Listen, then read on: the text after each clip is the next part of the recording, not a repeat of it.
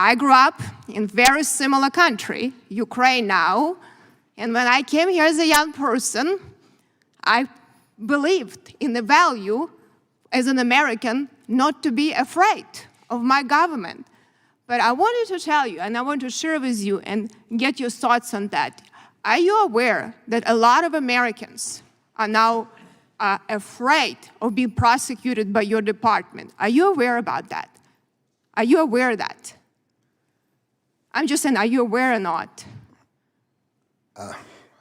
I think that constant attacks on the department and saying no, it's not attacks. Well, let me give you an example. I don't know. We talk about January 6th. People. I'm sorry? Here, some people came on January 6th. There probably were some people that came on January 6th here, that had bad intent. But a lot of good Americans from my district came here because they are sick and tired of this government not serving them.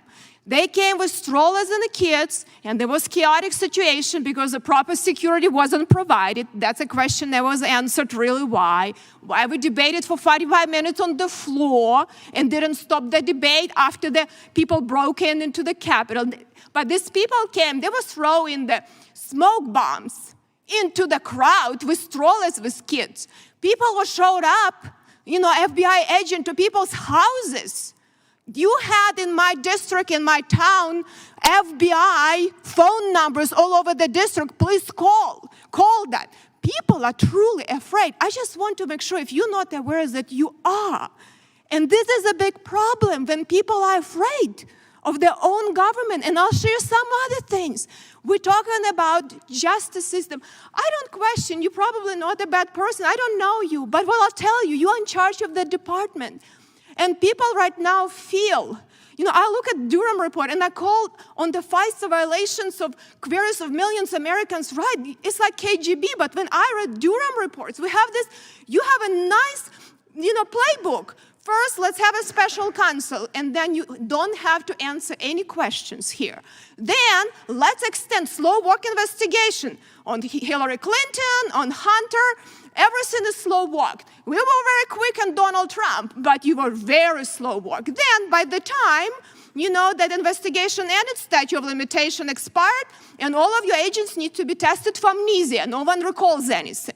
Okay, you probably should have as part of your hiring policy. So no one held accountable, which was egregious what happened, in that report. When I read about them, I can't believe it happened in the United States of America. This is my frustration. I'll be honest with you. Then it's very interesting, regardless what it is, even people in Obama administration raised concerns.